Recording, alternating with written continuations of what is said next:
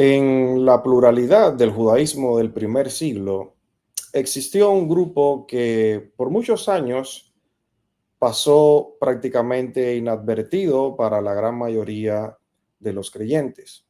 Pero hace poco, gracias al Eterno, ha comenzado a resurgir no solamente la identidad de este grupo, sino también sus enseñanzas y sus conceptos, lo cual nos ha dado la oportunidad de descubrir la gran influencia que tuvieron en la enseñanza de Yeshua y sus primeros discípulos. Hoy, en nuestro capítulo, con nuestro querido invitado Morel Itzur, vamos a analizar un poco más a fondo este tema. Me refiero a los esenios. Esta es la hora mesiánica. Bienvenidos.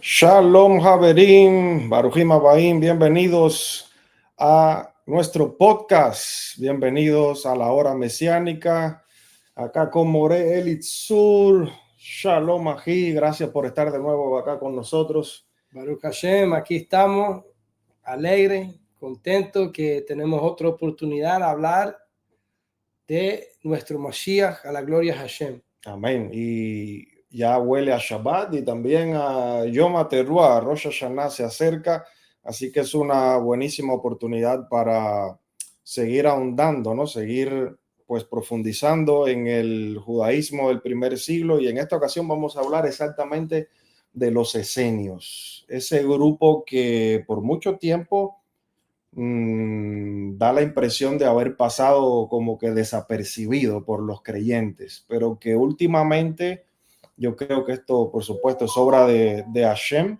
está saliendo a la luz ya no solamente la identidad de ellos, sino los conceptos, las enseñanzas.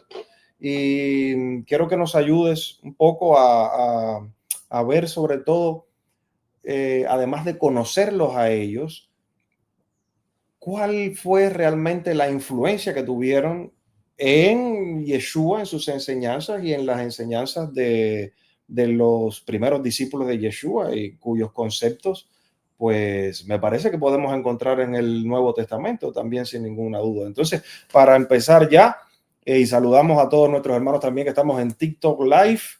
Shalom para todos ellos, y recuerden ustedes, mis queridos, que están acá con nosotros, compartir, dar like, apoyarnos en este programa para que este contenido llegue a todos aquellos que lo necesitan y ustedes saben que están buscando. Entonces, More, yo creo que lo primero es quiénes eran los esenios ya realmente, cómo le podemos explicar con palabras sencillas a nuestra audiencia quiénes realmente eran los esenios. Bueno, primero sería como un mashal, un parábola puede dar ejemplos para entender bien. En el mundo moderno, en el occidente, por ejemplo, vamos a tener diferentes grupos de protestantes. Okay. Voy a dar ese ejemplo. En el mundo judío vas a tener sefardita, ashkenazí y diferentes niveles de observación. Hay haredim que son más tradicional, pegado al Talmud, más que la Torá que está escrito. Por eso no están sirviendo en el ejército, porque siguen más tradiciones que Torá escrito. Y hay otros ramas del judaísmo que son más pegados a lo que está escrito. Hay los movimientos judíos religiosos que sirven en el ejército, trabajan y defiendan y estudian Torá. Entonces hay diferentes grupos aún en el judaísmo, pero es un poquito más uniforme.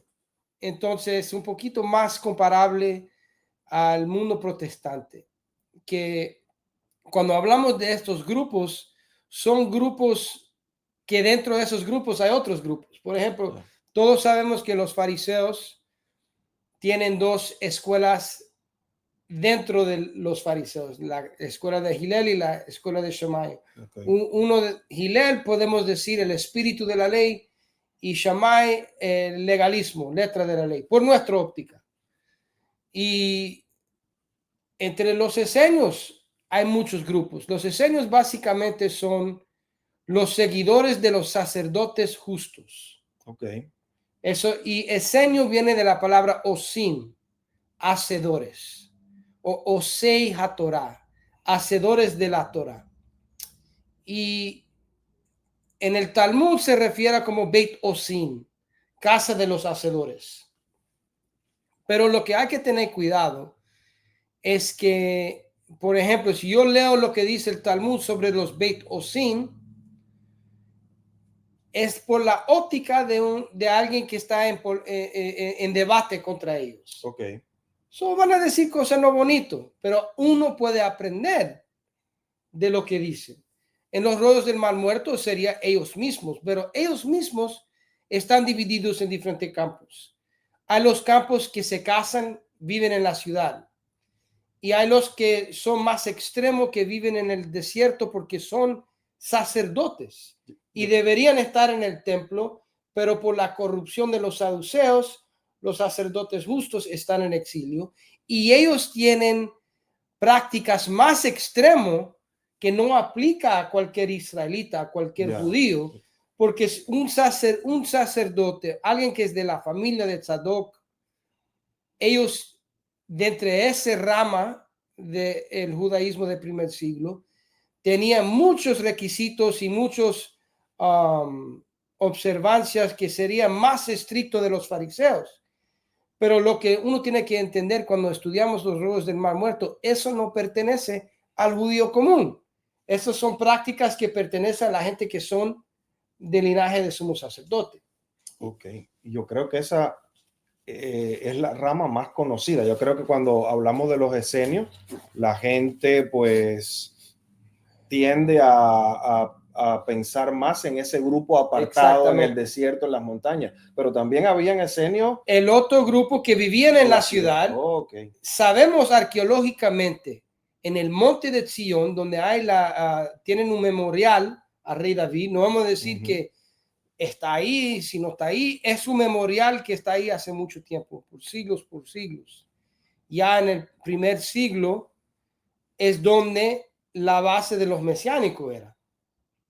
No hay coincidencia que donde guardaron Pesaj, el último Pesaj, es donde los esenios se reunieron, era su área de Jerusalén. En la ciudad de Jerusalén. Sí. O sea, tenemos evidencia de que en el lugar donde Yeshua se sienta con sus discípulos a celebrar el Seder de Pesaj, conocido popularmente para nuestros amigos cristianos, la última cena, la santa cena, etcétera. O sea, tenemos evidencia de que es un área esenia, y muy probablemente el lugar exactamente era propiedad de alguien esenio. Sí, y hay muchos ejemplos. Yo puedo dar referencia de académicos si alguien quiere investigar. Dr. Eli Eisenberg da un ejemplo. Él tiene un comentario, un creyente judío, sobre el libro de Juan, y explica ciertas cosas en esta conexión. También el arqueológico Bar-Gil Pixner y otro académico, un profesor, Jonathan Bergsma.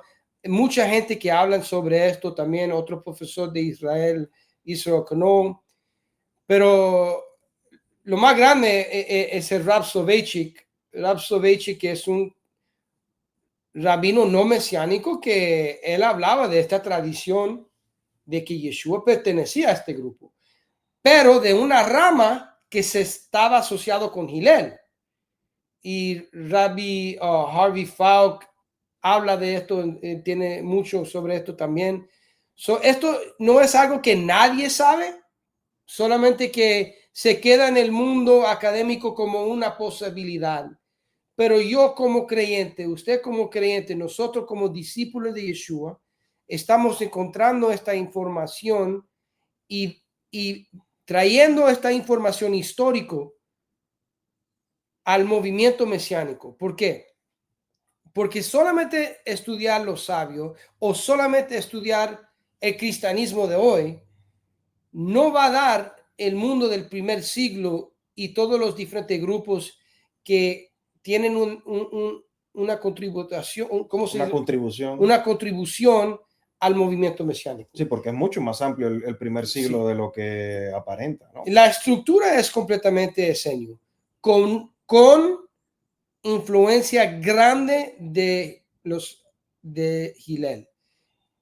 Específicamente fariseo Hillel tiene una grande influencia en Yeshua específicamente, la forma que él traiga gente de afuera adentro, porque la estructura del grupo es esenio.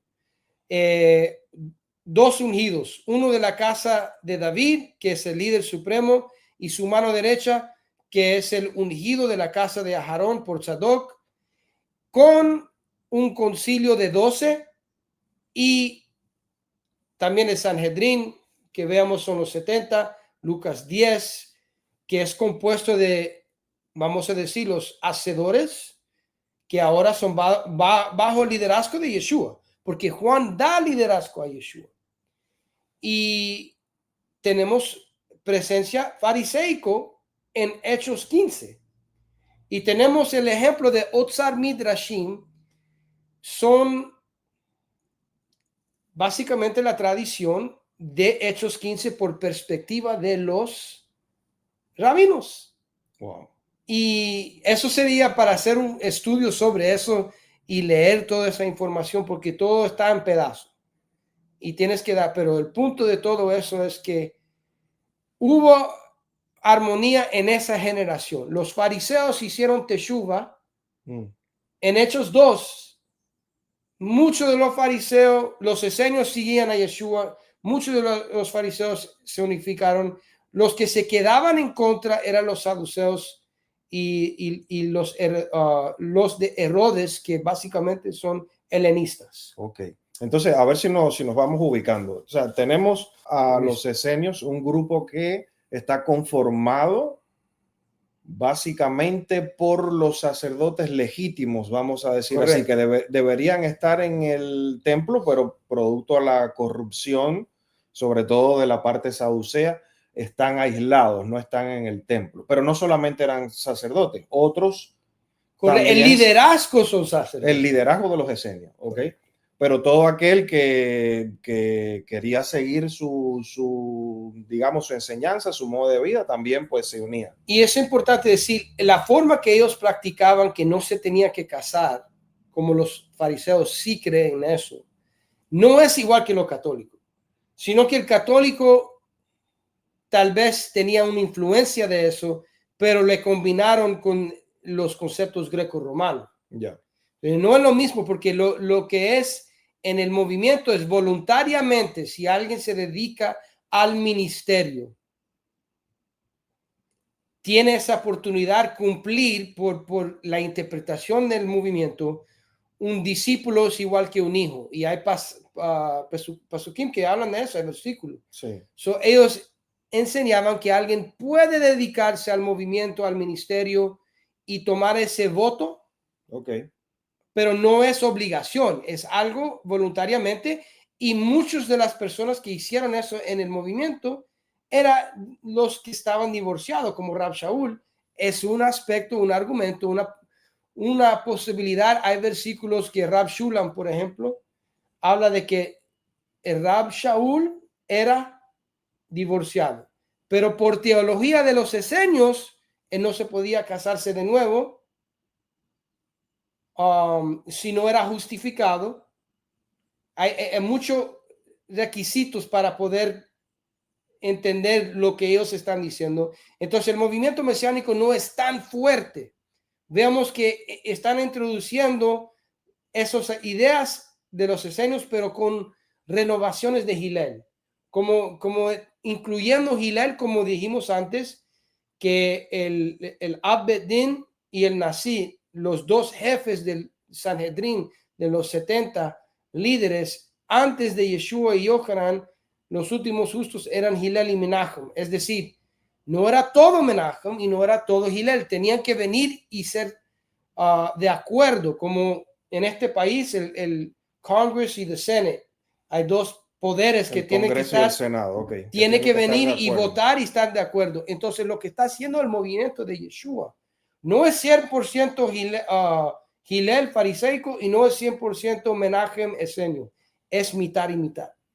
Entonces hubo un tiempo antes de Yeshua donde los esenios, liderados por Menahem, están en concordancia con los fariseos, la casa de Hillel. Correcto. E incluso los dos líderes llegan a formar una de las parejas de los Sugot, ¿no? De los líderes del Sanedrín. O sea que por un tiempo, Hillel de parte de los fariseos y Menahem de parte de los esenios fueron el Nasi, el príncipe, y el Af Beidín, el príncipe y el padre, como decir, el presidente, el vicepresidente, el primero, el segundo de el liderazgo, vamos a decir, religioso, ¿no? De decirlo de cierta manera. Eso es antes de Yeshua. Y Yeshua y Yohanan es una continuación de eso. Ok, entonces esto es lo interesante porque tenemos que empezar a enlazar esto con el Brit Hadashah, con el Nuevo Testamento. ¿Ya? Entonces, de repente vemos un personaje que yo creo que es fundamental estudiar en este momento para entender lo que viene después, que es Yohanan Amadbil, o sea, Juan el Bautista, conocido así popularmente en el cristianismo. No, si todos los versiones de las Buenas Nuevas empiezan con Juan, por algo es, ¿no? ¿Cómo es que él tiene nacimiento milagroso? Que él es llamado también rabino, que él también es llamado profeta. No hay más, Yeshua mismo dice que no hay más nadie grande nacido por mujer. Y nosotros como mesiánicos no sabemos quién es. Digo, hay muchos mesiánicos que no saben.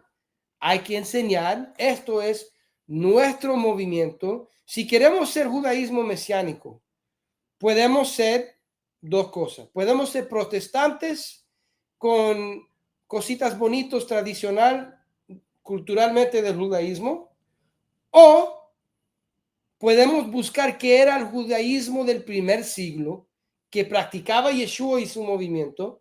La raíz de todo es regresar ahí. Y eso sería más fuerte. No estoy quitando de lo cultural, eso es importante también, pero no se puede ser que hay personas que están diciendo que practicamos lo que creen los protestantes, que Baruch Hashem, por nuestros hermanos protestantes, que Hashem usó eso para dar libertad a estudiar, libertad a práctica. Amén. Hay mucho bueno ahí. Pero si queremos llegar al mesianismo de Yeshua y su movimiento, hay que ir más. Hay que buscar la raíz. Yeah. Ok, entonces, Yohanan, hijo de sacerdote, que debería entonces haber estado en el templo en su función. Exactamente. Hay que preguntar por qué empieza Lucas, por ejemplo, hablando de su padre sirviendo en el templo, porque Juan no se parece en el templo y se parece a otro grupo en el templo. Y Juan, Yohanan, Hamatbil está en el desierto. De repente hay un cambio allí, algo pasó porque debería estar Yohanan, Juan, en el templo, porque es el hijo de su padre, el hijo de Zacarías el sacerdote. Pues de repente aparece Juan viviendo en el desierto, en el área de los esenios. 100%. Entonces, tenemos los ejemplos donde dice específicamente Marcos 1:4, da una referencia de que Juan está en el desierto y da conexiones con versículos que son de Isaías 40 y de Micaías y Josefos Flavios también en Antigüedad de los Judíos, capítulo 18, también menciona esto. Todos están diciendo que él estuvo no en cualquier desierto, sino en Arabá. Arabá es un área del desierto y tiene que ver cuando estamos ya en Devarim, cuando los hijos de Israel están entrando a la tierra. En Deuteronomio. Él está renovando el pacto, ya está renovando el pacto, preparando para el... recuerda, él es ungido también. Todo esto es algo bien importante, que ambos lados de la familia están equivocados en esto. El judaísmo moderno y el cristianismo moderno, cómo entiendan y usan la palabra ungido, Ya. está mal, porque en cada generación, cada sacerdote, cada profeta, cada rey y cada persona sanada de leprosía son unidos. Eran ungidos, claro. Y el movimiento de Yeshua, ahora a través de él y también Juan, todos son ungidos. Él es cabeza de los ungidos. Melech HaMashiach, que es Yeshua. Ya, sí. Hay Pero muchos ungidos, pero está él ungido. nosotros, Meshijim, mesiánicos, no solamente somos discípulos de Yeshua, que sí lo somos, pero también inmersados en el nombre de Mashiach, en su mérito, somos ungidos con Ruach HaKodesh. Exacto. Hay una unción allí. Hay una unción que tenemos, Espíritu Santo, que nosotros sí creemos en Ruach HaKodesh. Claro. En su contexto de la Torá, obviamente. Ok, entonces, evidentemente podemos decir que producto a toda la corrupción en esa época, pues Yohanan es uno de aquellos que se aísla, que se va, Correcto. no porque simplemente no está de acuerdo con lo que se está haciendo por el liderazgo suplantador, en este caso mayoría saducea en el templo, y él dice, no, yo no estoy de acuerdo con esto y yo me voy con mis hermanos que son los legítimos, que han sufrido persecución y muchos de ellos están viviendo en el desierto, en el Arabá. Qumran es en la región pegada a Arabá, es donde se encuentra Yohanan y es su base de ministerio. Y lo importante saber es que hay algo que está sucediendo con él. Cuando estudiamos la literatura, es cierto que los otros que son como Yohanan, sumos sacerdotes, de hijos de Tzadok, hay dos grupos, los Tzedokim, que muchos de ellos ni son hijos de Tzadok, se casaban con hijas de Tzadok para tomar ese papel. Okay. Es una práctica, por eso la influencia de ser judío por madre es algo que en la realidad la familia de Herodes usaron eso, casaron con hijas de la familia de los saduceos, los Hashmonaim, antes que ahora se están llamando Tzedokim.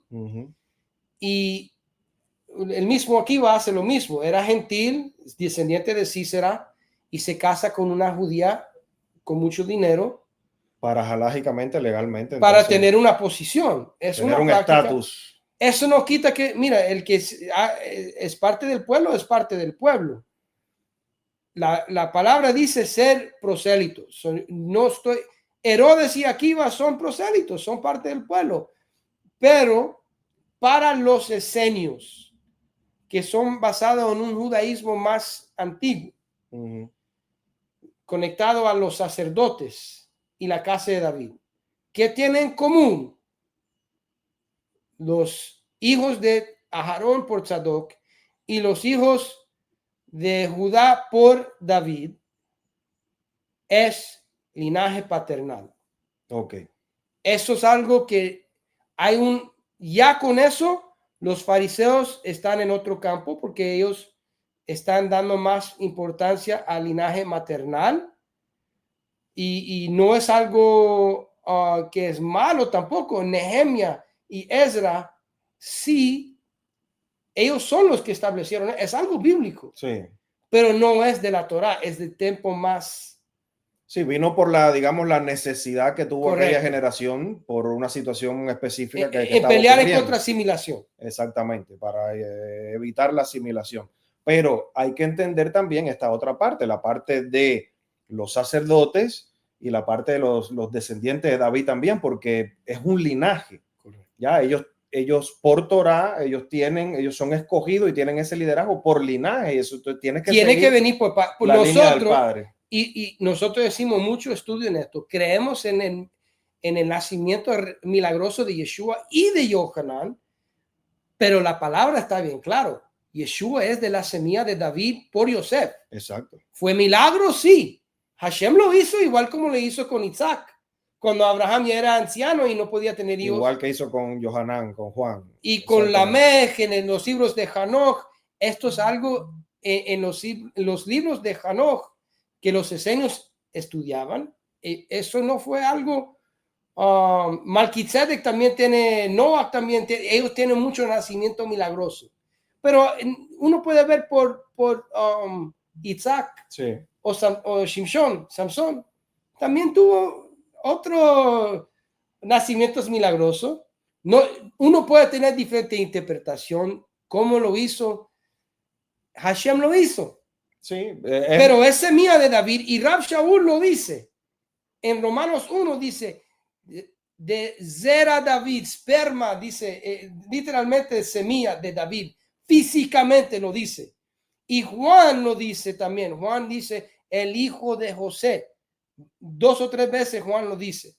Entonces, Juan y Yohanan, el emisario, y Rab Shaul, siempre hablando de que la palabra de Hashem habitó en la persona de Mashiach y cosas bien profundas.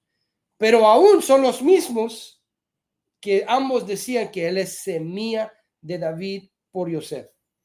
Y eso no quita del milagro. Hashem hizo milagro. Pero el punto es esto. Por la teología de los esenios, tiene que ser un hijo de David físicamente y un hijo de Aarón por Sadoc físicamente, ser líder del pueblo de Israel. Y lo que los fariseos estaban haciendo, que no era malo, muy buenos ser prosélitos, pero no pueden liderar hasta tercera generación. Okay. Como Caleb. Correcto. Se puede, pero en tercera generación. Y eso de vender papel de sacerdote a los saduceos que se casa con hija, o vender que Herodes es rey de Israel por casarse con mujeres judías, eso no es bíblico. Puede ser parte del pueblo 100%. Pueden ser líderes, sí, en la tercera generación, pero aún no hijo de Aarón o hijo de David. Esas son dos cosas que no se pueden cambiar. Y es la ironía, como se dice. Sí. Qué locura que el movimiento que era lo más judío étnicamente, están apartados. Y ahora lleno de las naciones. Y el movimiento que era liderado por prosélitos. Aquí vas prosélitos. Meir, Rabbi Meir era prosélito. Muchos de los grandes jajamín, y nosotros respetamos estos hombres de Torah que son pueblo, pero no son étnicamente Israel, son prosélitos. Y eso es algo que los esenios no jugaban ese juego. El de la casa de David tiene que ser hijo de David, y de la casa de Aarón tiene que ser hijo de Aarón. Y mira esto, como ambos en las escrituras hebreas son llamados ungidos, y ambos están llamados sacerdotes. Los hijos de David son llamados sacerdotes varias veces. En el libros de Samuel, en los Salmos, tal vez no lo traduce, pero dice Coanim, otro papel de Coanim. Yitro era Cohen, no era Cohen de la casa de Leví. El suegro de Yosef era un Cohen, pero era un Cohen pagano. Exacto. Hay diferentes tipos de sacerdotes. Pero como los dos son llamados ungidos y los dos son llamados sacerdotes, se podía en teología de los esenios casar entre ellos. Ya. Ahora vemos al linaje de Yeshua. ¿Por qué Joseph está casado con Miriam? ¿Y por qué Miriam, que es de papá de casa de David, es prima de Elisheva, que es de la casa de Aarón? La mamá de Yohanan, de Juan. porque y los dos familias tenían como, vamos a decir, el mismo respeto dentro de los esenios. Ellos son Kohanim, son Meshichim. Ellos son de la familia de sacerdotes ungidos. Dos papeles, hay de la casa de Sadoc y lo que se llama Malquisedec. Yo sé que hay una teología de qué es Malquisedec, pero Malquisedec, ¿quién escribió Salmo 110? David. So, el orden de Malquisedec son los hijos de David. No es la iglesia. Yo sé que hay muchos creyentes en raíces hebreas que piensan que ellos son el sacerdote de Malquisedec y estamos bajo ese liderazgo. Pero esos son los hijos de David. Eso es Yeshua, cabeza, pero sus hermanos, Jacobo, eran en ese orden. Por eso sabemos, los padres de la iglesia pagana dicen que los primeros 12 líderes del movimiento, todos eran familiares, físicamente familiares de Yeshua. Aún en los judíos mesiánicos de Etiopía, siempre tenían un líder de la casa de David, pero la gente no le gusta profundizar de eso porque son de Etiopía y le molesta. Pero esto históricamente es algo establecido. O sea, hay que entender que para ellos es fundamental, muy importante el linaje, y por eso eran bien estrictos en su teología, en su modo de vida. ¿Ok? Entonces, nos encontramos a Yohanan, a Juan el Bautista, antes de que aparezca Yeshua, enseñando y llamando al pueblo a arrepentirse, a hacer teshuvá. Arrepiéntanse, el reino de los cielos se acerca. O sea, Mashiach está cerca, está por aparecer, arrepiéntanse. Entonces, esto es, podemos decir que también es esenio. Exactamente, son los rolos de Qumran. Esto es una teología no fariseica. Yeshua no es casado, Yohanan no es casado, Rab Shaul, si era divorciado, ahora no está casado. Y él dice que él no va a casar, se enfoque en el ministerio. No como católico, repito, es un neder, es un voto voluntariamente que sus hijos van a ser sus discípulos y se va a enfocar en eso. Y que era común entonces específicamente de los esenios. Que es antifariseico, los fariseos no están de acuerdo con eso. Eso es uno. Lo otro es este concepto del papel de Ruach HaKodesh, el papel de Espíritu Santo y el papel de inmersión. Todo judío hace inmersión. Mensualmente se puede hacer las mujeres, por ejemplo, hay muchas ocasiones. Pero la forma que lo hacían los esenios era por renovación al pacto. Cuando uno ya realiza que el pueblo se ha desviado del origen de la Torá y hay que renovarse, hay que hacer una renovación al pacto y reconocer quiénes son los líderes justos. ¿Quién es el líder justo que está hablando en nombre de Hashem? Eso es lo que está haciendo los esenios y Yohanan está haciendo eso. Y están reconociendo que Yohanan es el esenio, él es el líder. Y es tan fuerte que Josefos habla de esto, que dice que hubo guerra, que los judíos peleaban cuando Herodes mató a Juan, a Yohanan. Que la gente estaba en mucho a favor de Juan, y también dice lo mismo sobre Jacobo, el hermano de Yeshua. Pero podemos decir esto, igual como hay diferentes tipos de fariseos, tenemos que ser claros. El tipo de esenio alineado con la casa de Gilel, el tipo de esenio que no quiere separarse, porque lo que sucede después de Menahem y Gilel es, por tanto, corrupción. La casa de Shammai, los fariseos de Shammai, los hipócritas, legalistas, por óptica mesiánica y esenio, están juntados con los saduceos políticamente, no que son amigos, no están de acuerdo, pero políticamente.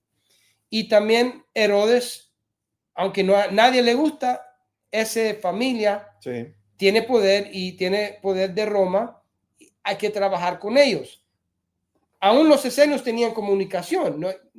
Ellos veían que él no es el rey verdadero, ellos no son de la familia de reyes verdaderos, pero Hashem está en control y si él lo puso ahí, es por la disciplina, es para corregirnos, pero nosotros estamos esperando el verdadero rey. Y es lo que veamos que sucede con el nacimiento de Yeshua. Y por eso Herodes está atacando, pero a la vez veamos que Yohanan tiene la atención y, ¿cómo se dice? La audiencia. Audiencia. De Herodes. ¿Por qué? Porque hasta ahí Josefos nos dice que la escuela de Menahem tenían lugar la atención, la audiencia. La audiencia, sí.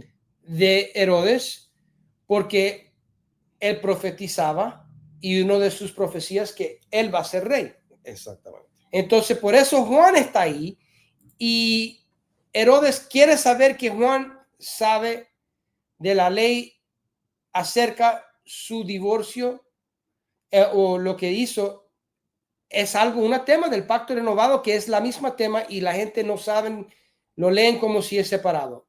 Divorcio en el pacto renovado no es algo de lo que pensamos. La cuestión de divorcio es de Herodes, que dijo a su mujer, bueno, la esposa de su hermano,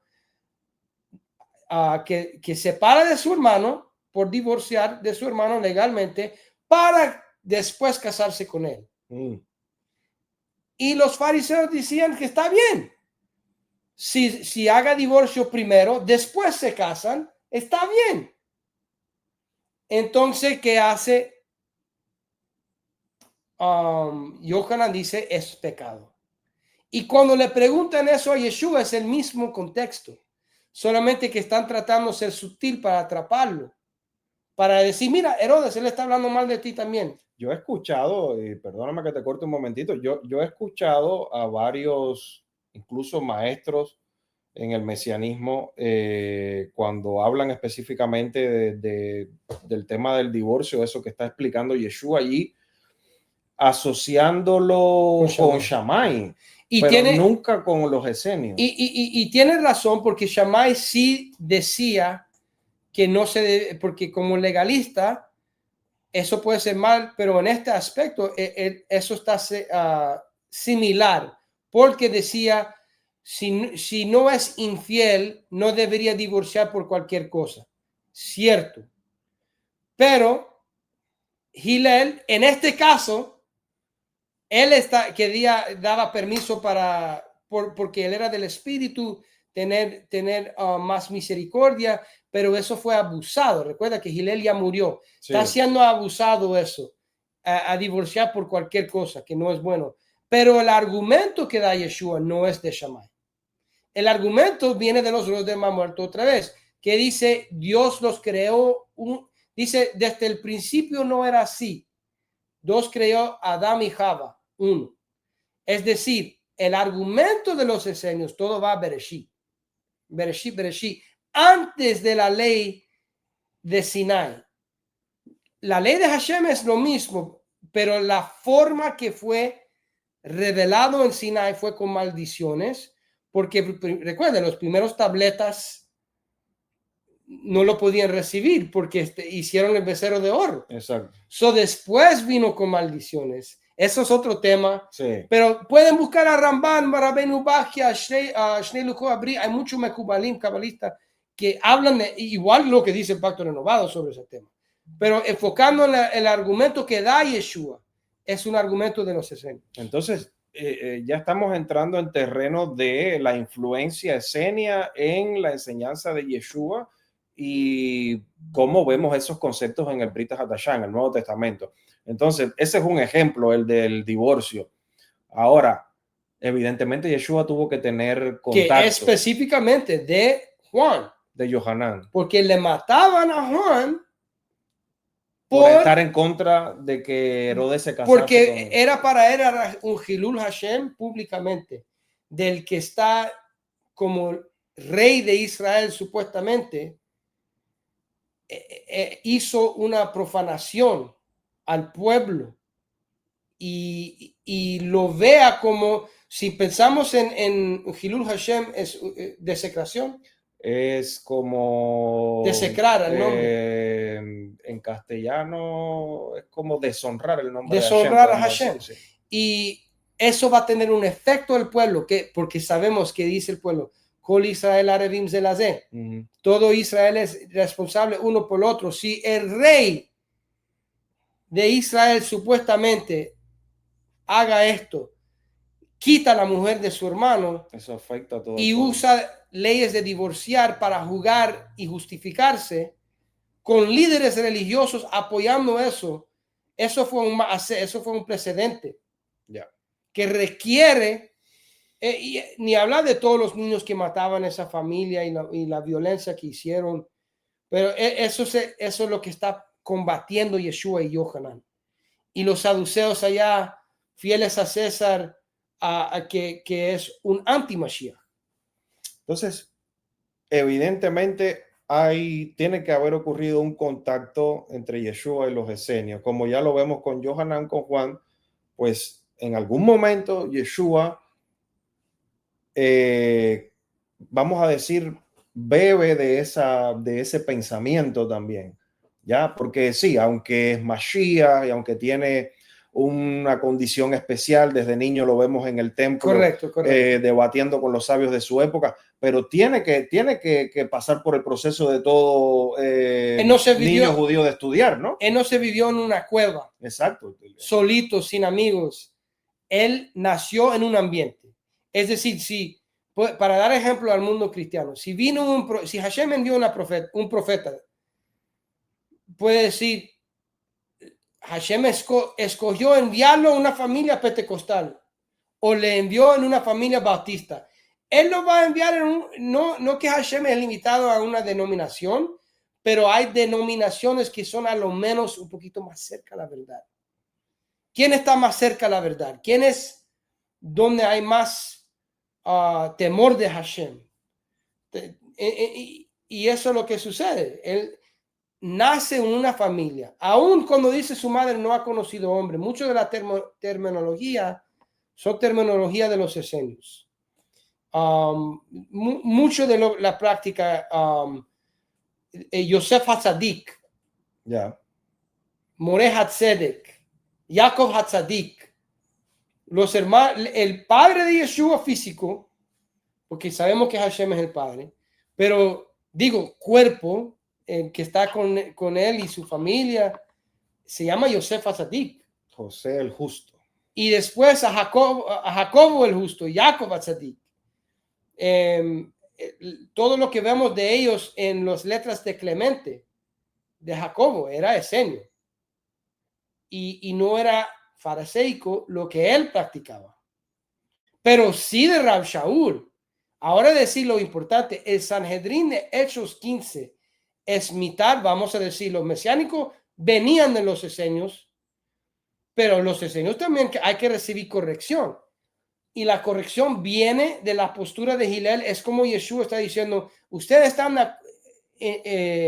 muy bien su expectativa del Mesías es correcto los esenios. Es correcto tu estructura de liderazgo. Pero cuando llega el tema de acercar los desterrados del pueblo, ahí tienes que aprender de Hillel. Y Hillel, el anciano, es el modelo de cómo tratar a los desterrados del pueblo, a los prosélitos, los que vienen de fuera. Y Yeshua ahí 100% no es para nosotros como Meshichim, no es como ver que él está siguiendo a él o siguiendo a él. No, Yeshua como Mashiach está diciendo, esenios lo hicieron bien aquí. Pero aquí, la casa de Hillel lo hicieron bien. Y ahí hay que aprender de lo que ellos... Y él está uniendo al pueblo. Es la obra de Mashiach.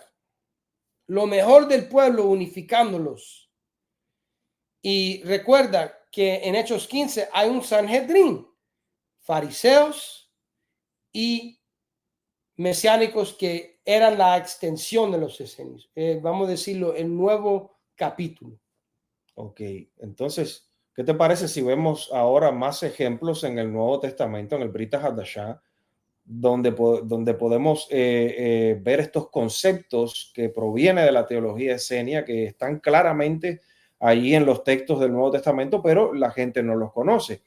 Por ejemplo, recuerdo que nos dijiste al principio que ellos eran conocidos como los hacedores de la Torá. Ese término aparece en el Nuevo Testamento muchas veces. Sí, entonces Juan usa el término hacedor de la Torá, somos hacedores de la Torá. Rab Shaul en Romanos 2, cuando habla que quién es el verdadero judío, no está hablando de un cristiano es el verdadero judío. Cristiano, sabemos, nazareno es rama silvestre injertado o uno que regresa de la asimilación. Pero él está hablando en ese contexto. ¿Cuáles son los judíos que deberíamos aprender y seguir? Porque hay diferentes grupos de judíos en el primer siglo. Y dice, los verdaderos judíos son los hacedores de la Torá. Es decir, para mí, 100% Pablo está diciendo los esenios. Pero recuerda que en ese momento los esenios ya son todos, a lo menos la mayoría. Seguro que hay algunos que tal vez no querían seguir, pero la mayoría están siguiendo a Yeshua. Si veamos en los rollos que hay entre los grupos esenios, los que eran, por ejemplo, del linaje de Aarón, como tenían más obligaciones, tenían la óptica separarse. Sí. Y Yeshua habla de eso cuando da el ejemplo del buen samaritano, que es más importante que servir como sacerdote es ayudar al pueblo. No, eso tiene más valor. Como se dice, ayúdame con esto, cuando habla de un mandamiento positivo, tiene más peso que un mandamiento negativo. Es decir, una obra de Gesed, una acción, tiene más peso, tiene más mérito de no hago esto. Por ejemplo, los ejemplos que Yeshua da, que eso sí es en contra de todos, en contra de esenios, fariseos, todos. Bueno, él lo lleva a otro nivel, mejor dicho. Si tu animal cae en un hueco, los esenios no lo ayudan por no querer romper la ley. También si hay un samaritano o alguien robado en la calle, porque el mandamiento para fariseo y esenio, los dos están queriéndose en la mitzvah, pero la renovación de Yeshua, que Hillel estaba orientado a eso, pero Yeshua es en otro nivel, diciendo rescatar almas, ese mandamiento es más grande que todo lo demás. De todos los demás. Y ahí sí Yeshua es diferente. Y Yohanan está ya empezando en ese camino, pero en lo que necesitan hacer cuando rescatan estas personas, ahí es donde empieza la estructura de esenio de renovación por públicamente siendo una mikvah, tevilá, siendo tevilá públicamente bajo testigos del movimiento que estás haciendo teshuvá públicamente y renovándose al pacto. Eso es esenio.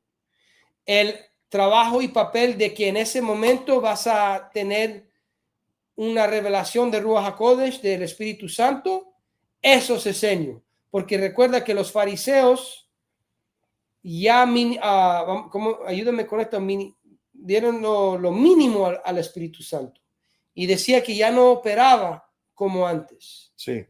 Y que ya Bat Kol es lo mínimo que un voz de los cielos. Ellos explican que lo que quedó fue como una pequeña frecuencia para poder conectarnos a través del Ruach HaKodesh con Hashem. Quedó como una pequeña frecuencia, ellos la llaman la Bat Kol, la hija de la voz. ¿Ya? Correcto. Es como que cuando, ¿te acuerdas los radios antiguos que uno trataba de sintonizar? Yes. Y a veces habían emisoras que no se sintonizaban muy bien, que había como un ruido. Pues es más o menos así. Ellos dicen que lo que nos quedó fue como una conexión así con dificultad, ¿no? Yes. 100%. Y la postura de los esenios es, tienes una frecuencia pequeña porque tú crees eso.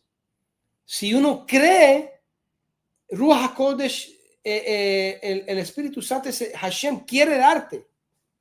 Lo más que uno logra en su camino de justicia, lo más que recibe. Entonces, obviamente, por eso se da la inmersión en nombre de Yeshua, porque en el mérito de su obediencia a Hashem, de la forma que él guardó Torah, ahora tenemos esa yejidá, esa conexión de intimacía accesible en mérito de nuestro justo. O sea, no limites al Ruach HaKodesh. Si tú quieres pues conectarte con Hashem, tienes al Zadik, tienes a Yeshua, pues no limites al Ruach HaKodesh, sino que conéctate, haz tu esfuerzo para conectarte con Hashem. Y es importante decir, no es que los fariseos están en contra de eso, no están en contra de eso, solamente que le dan valor mínimo. Exacto. Y lo dan limitación. Porque no es correcto decir, no, porque los cabalistas, los Mekupalim, los Hasidim, ellos son movimientos tratando de renovar esa escuela de pensamiento. Es como, aunque lo saben o no, están yendo a la dirección de Yeshua en la forma que él vio la Torá.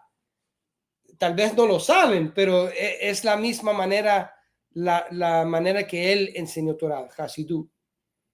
Ahora, vamos a entrar en Rav Shaul, en Pablo, porque él también tiene mucho de los conceptos esenios en sus cartas. Sabemos que Rav Shaul, él es fariseo, él está entrenado, él estudia en la escuela de Gilel, a los pies de Gamaliel, ya nieto de Gilel el anciano. En algún momento de su vida, él, podemos decir como que se separa, traiciona al movimiento de Gilel y se pasa entonces a trabajar con el Sanedrín corrupto, con los saduceos. Por eso es que lo vemos persiguiendo a los discípulos de Yeshua, cosa que los de Gilel no harían. Correcto. ¿Ya? Entonces ahí, pues Gamliel literalmente, que está defiende. corriendo la escuela de Gilel, en Hechos 5 dice, por la parte de la escuela de Gilel, bajo Gamliel, no toca a los mesiánicos. Eso ya está la clave en las letras de Clemente, dice que Gamliel era asociado de lo mesiánico. Igual como Nacdimón, Nicodemio, Josefo de la manera. Ahí vemos que los discípulos de Gilel son asociados con los mesiánicos o los nuevos esenios, podemos decir. Okay. La nueva generación de esenios. Pero Rav Shaul se encuentra con la teología de Shammai en asociación con los saduceos. Y en un momento de su vida se le revela Yeshua, su vida cambia. E interesantemente, eso pasa cuando él va de camino a un lugar específico. Correcto. Que casi nadie nos preguntábamos antes esto. O sea, ¿por qué él va a Damasco? El segundo base de los esenios. Primer base, Arabá. Segunda donde base, se queda Qumran, en el desierto que se llama Arabá. Y el otro base, Damasco. O sea, y el tercer base que se quedó un remanente chiquito en el monte de Sion. En los tres lugares, por coincidencia no creo, no, donde se encuentra el movimiento mesiánico. O sea, ¿por qué estaban los mesiánicos, o sea, los seguidores de Yeshua, por ejemplo, en Damasco? Él va ahí a perseguirlos, ¿ya? Porque es una base esenia, la segunda en importancia. Correcto. Entonces, una vez que él tiene ese encuentro con Yeshua, y Yeshua le dice, allí te va a esperar fulano, mengano, vete con ellos. Entonces ahí él entra en contacto con los esenios y como que ese periodo de, si mal no recuerdo, como un par de años que él se desaparece, como que él está tratando de aprender de nuevo, ¿no? Y está bebiendo del conocimiento esenio. Y mira, en el principio él y Jacobo no son 100% en armonía, toma tiempo. Y académicos no creyentes tratan a decir que siempre eran enemigos. No. La palabra es real y te dice que fue un trabajo, tenía que venir y armonizar. Pero el contexto en Gálatas 1:17, cuando habla que dice fue el Arabá. Arabia no, Arabá. ¿Dónde? ¿Qué judíos están en Arabia. Creo, no sé si se desconectó. ¿Qué judíos están en Arabia? No habla. No tenemos ejemplo de un movimiento en Arabia, pero en Arabá, ahí está. Juan estuvo en Arabá. Ya tenemos un testigo del pacto renovado. Tenemos otro testigo por la profecía de las citas de los profetas, Isaías 40, Micaías, y también testigo de los ríos del Mar Muerto. Ahora, es importante decir antes, otro día tenemos que explicar, porque hay gente que van a querer ir por otro calendario, hablando de uno de los calendarios que se referencia en Qumran, ni siquiera que todos seguían eso. Y recuerda que nosotros decimos que hay cosas que Yeshua aceptó de la casa de Gilel. En Juan capítulo 7, lo dejamos por profundizar en otro día. Los hermanos de Yeshua están guardando el otro calendario. Los hermanos de Yeshua están guardando el calendario esenio, pero Yeshua va con el calendario de los fariseos. Por eso entonces que vemos que él dice, vayan ustedes y yo voy después.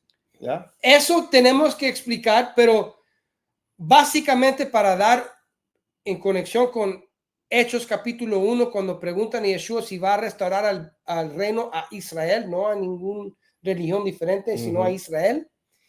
Él dice, no tengo la autoridad en este momento estoy viendo una interpretación de restaurar los tiempos.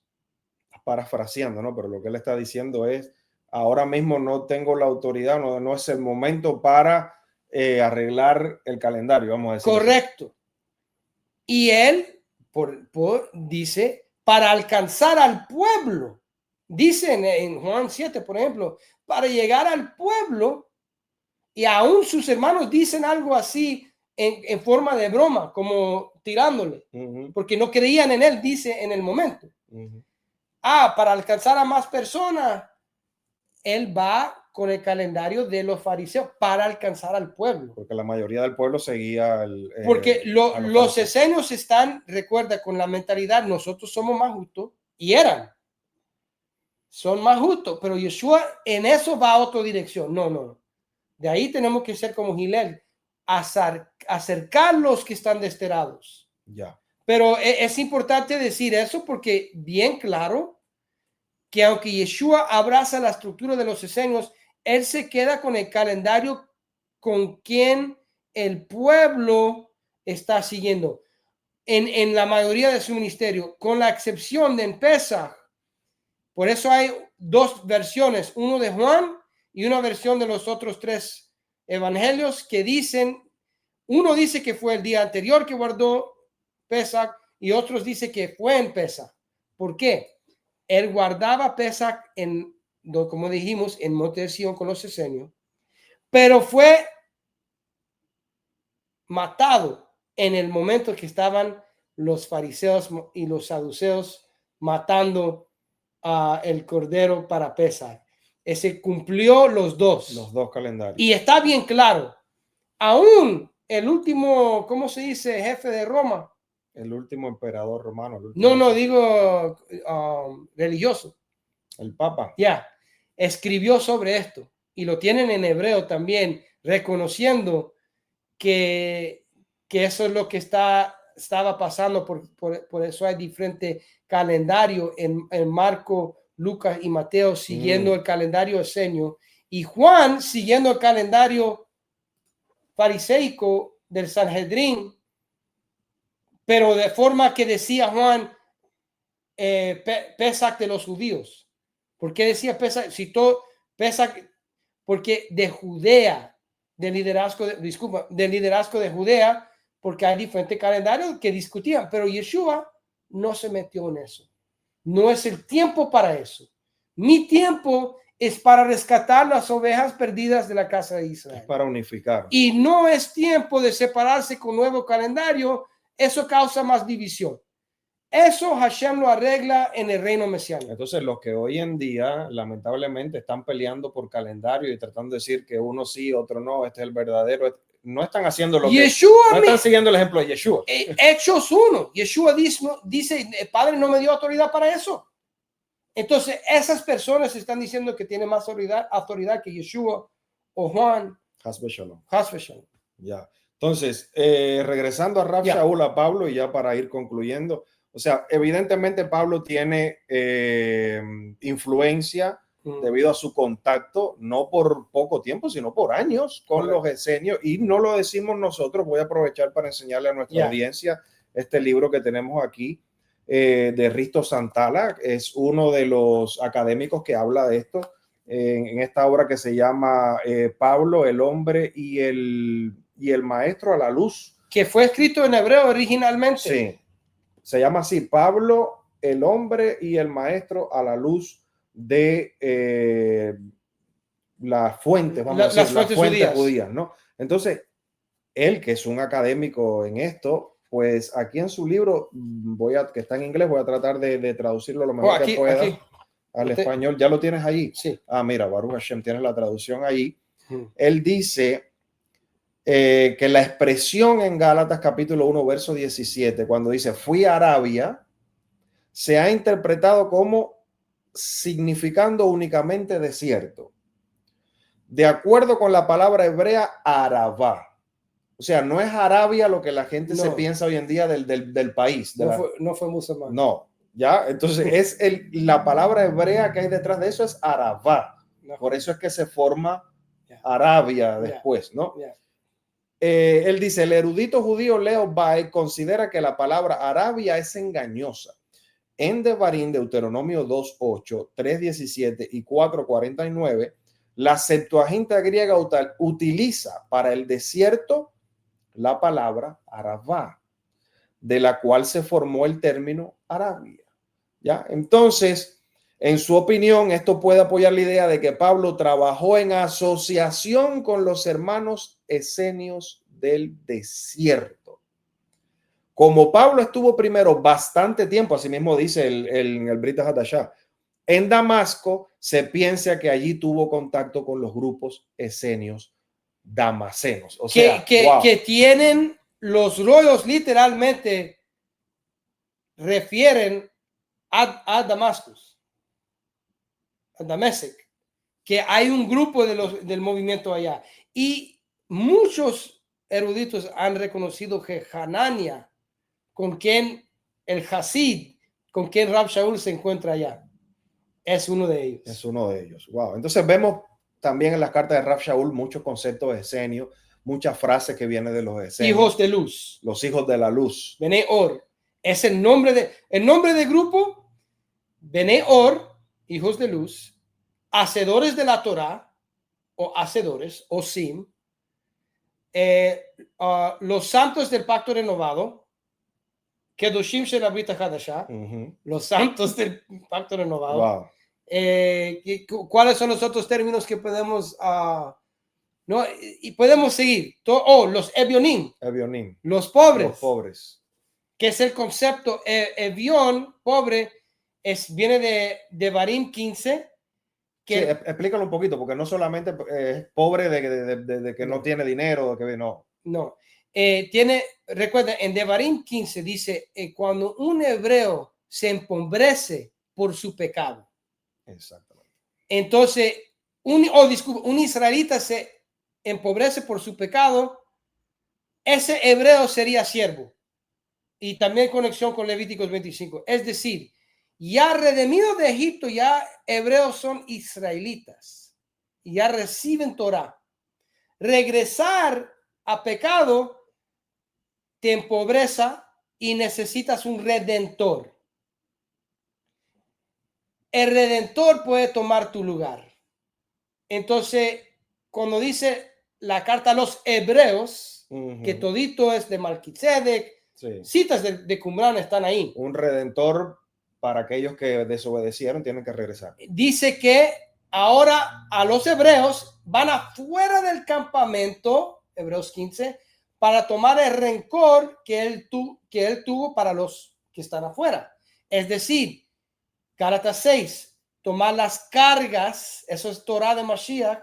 Es decir, ahora nosotros, judíos mesiánicos nos convertimos en siervos hebreos. ¿Por qué? Son exiliados del pueblo como Yosef, como Yeshua, como Yohanan. Es decir, somos cada uno de nosotros somos una extensión de Mashiach. ¿Qué pasa cuando un judío recibe a Yeshua? Expulsión. Exclusión del pueblo. Exacto. Que eso no es algo moderno, eso está en el pacto renovado. Recuerda, el hombre ciego dice que el hombre ciego por vida dice que sus padres, cuando le preguntan ¿quién sanó a tu hijo? Pregúntalo a él. Él es de su edad, porque, y dice en esos versículos, porque ya hicieron decreto que el que predica en ese nombre expulsado, excomunicado. Son hebreos, Iberia, por otro día entramos a eso, está hablando de la descendencia de los esenios, de discípulos de Yeshua, y Hillel también estuvo con ellos en una unión, que se hicieron vasijas de Mashiach a redimir a las naciones. Esos 12 hebreos, Hechos 6 lo llama, los 12 hebreos, Hechos 6, está bien claro, esta teología de Eved Divri, Mashiach se convierte en un Eved Divri para rescatar esos 7 discípulos que representan las 70 naciones, de los asimilados, desterrados de Israel y prosélitos. Wow. Eso es la teología de Qumran, que decía, vendrá un Melech HaMashiach, un rey Mesías, con su mano derecha de la casa de Aarón y con un concilio de 12, y ellos, y dice, estos mesiánicos, estos ungidos, el grupo, va a expiar para el pueblo de Israel. Y eso es interesante. Hablamos con el Moré Rico Cortés sobre ese concepto de expiación. Traiga muchas novedades, muy. Tenemos que traerlo al programa. Eso sería excelente, porque eso va en armonía con el primer siglo de la manera que entendieron rescate, expiación. Esos conceptos por los esenios no siempre son lo mismo que entendemos hoy en día en el judaísmo moderno o en el cristianismo. Está más separado todavía. Pero en el primer siglo, ahí regresamos. Eso no quita de Yeshua. Él es cabeza del movimiento. Claro. Él es el cabeza de todo esto. Pero tenía que ser no solamente él, sino ¿qué pasó a Juan en los evangelios? Murió por Kiddush Hashem. ¿Qué pasó a los 12? Lo mismo. Un último concepto que creo que también es un buen ejemplo porque es muy popular, muy conocido y también lamentablemente muy mal interpretado. Un último ejemplo de Rav Shaul antes de concluir nuestro programa, que es 100% esenio también. La famosa frase que traducen, por ejemplo, al castellano como las obras de la ley. Muy usada. Oh, yes. Hoy sabemos que está hablando específicamente de podemos decir, de un tratado de esenio. Ketzat Ma'asea Torah, un poco de las obras de la ley. Dice Rav Shulam, era el documento que usaban para los prosélitos por interpretación de los esenios. Y entonces, es decir, o sea, había un documento escrito, vamos a decir, halágico, o sea, estas son las leyes que tienen que... Es decir, Rav Shaul en ese aspecto, porque él brinca diferentes aplicaciones, más hace obras, puede ser interpretaciones, puede ser un precedente, o puede ser simplemente una acción que hago. Puede ser uno de esos. So, tenemos que verificar cada vez que usa esa frase dónde lo está aplicando. Dónde lo está aplicando. En ese momento, él da una referencia, está hablando a los de Gálatas, que quieren ser prosélitos a la fe de Israel. Y el argumento es del papel del Ger Toshav. Recuerda que la casa de los fariseos de Shammai, que Yeshua llama hipócritas, y los de los saduceos y los de Herodes, porque los de Herodes son producto de esto, es la teología que para salvación tiene que ser Brit Milá, porque desconectaron el papel del Ger Toshav y lo reemplazaron después con el Benei Noach. Que no estamos de acuerdo con lo práctico. Lo que estamos en diferencia es los términos y nivel de inclusión. Pero el punto es que Hillel y Menachem tenían establecido un orden y eso fue el orden para ser prosélito. Pero con la venida de Mashiach, Yeshua, viene una injerción global. Y para introducir esto tienen que enfocar en el papel de Ger Toshav y no de Ger Tzedek solamente. Y eso fue la inclinación de Shammai, que tiene que ser una conversión con circuncisión y tiene que ser más judío que un judío para ser parte del pueblo. Que Hillel enseñaba parar en un pie, que son los 7. Ya. Uno no puede decir 613 En para un pie. pero sí los 7 sí. Y Yeshua lo cita, amar tu prójimo como a ti mismo. Es lo que Rab Shaul enseña a sus discípulos prosélitos y está diciendo que eso fue tutor. Esa obra de los esenios fue un tutor. Entonces reconoce esa obra como la forma que se hacía conversión antes. Y eso es ni decir que él hacía las conversiones. Por eso se encuentra en Hechos en la casa de los esclavos liberados. Dejamos eso por otro día. Ya. Pero es el contexto de Gálatas. ¿Cómo esa forma de ser prosélito? De una manera dice, la obra de las obras de Torah, esa obra era correcto. Pero fue hasta que llega Mashiach. Mashiach que está restableciendo el papel de Ger Toshav. Que Hillel y Menachem querían hacer eso, pero Shammai no permitía, los saduceos no permitían. Y los Herodes, que son prosélitos de espada, que le forzaban a hacer Brit Milá, ellos son el ejemplo. Es como decir que la conversión de ellos no es legítimo. Esa teología era bien peligrosa. Lo que Rab Shaul está diciendo, ellos no son prosélitos. Bueno, eso no es correcto. Esto es la forma que debería. Y la obra de Maaseh Torah era un tutor hasta que llegara Mashiach. Exacto. Mashiach que está acá, estamos restableciendo el papel de Ger Toshav y por eso él llama en Gálatas no los hijos de Noach, sino Bene Abraham. Sí, los 7 leyes de Noach, porque son de Parashat Noach, dijo no libraja, Noach es un tzadik, pero el papel que él da a los prosélitos del Mesías es el papel de Ger Toshav, por eso los llama Bene Abraham. Y eso aprendemos cuando podemos comparar de las leyes que introduce como obras de la Torá. Es decir, eso fue el tutor, pero el prometido ha llegado y ha restablecido el papel del Ger Toshav. O sea, en ningún momento, para que quede más claro todavía si se puede, en ningún momento cuando Pablo dice obras de la ley se está refiriendo a la Torá. No. Se está refiriendo a un documento específico, esenio, que era para la conversión de los que vienen de fuera. Sí. Ya era vamos a decir, y lo valora, modo a seguir. Lo valora. ¿No? Sí, fue bueno hasta que, esa fue la guía hasta que llegó Mashiach. Hoy en día tú sabes lo que dicen los sabios, los rabinos, que el Ger Toshav no se aplica porque hasta que se corrige mi español, hasta que se restablezca el Yovel. El año de jubileo. Wow. ¿Qué es lo que Yeshua dice en Lucas 4?